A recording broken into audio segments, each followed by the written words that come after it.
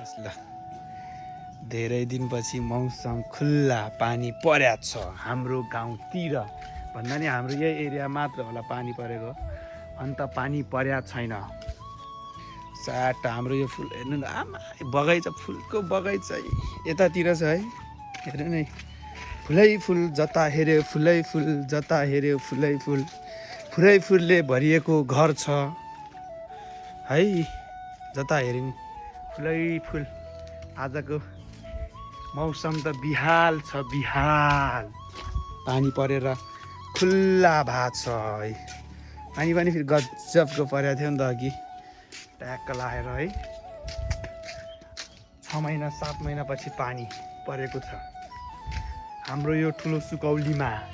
तपाईहरुतिर पर्यो कि परेन त्यो खबर सुनाइदिनु होला है हाम्रोमा चाहिँ आज पानी परेर धेरै खुसी छ यसको काम छैन नि यो ओइ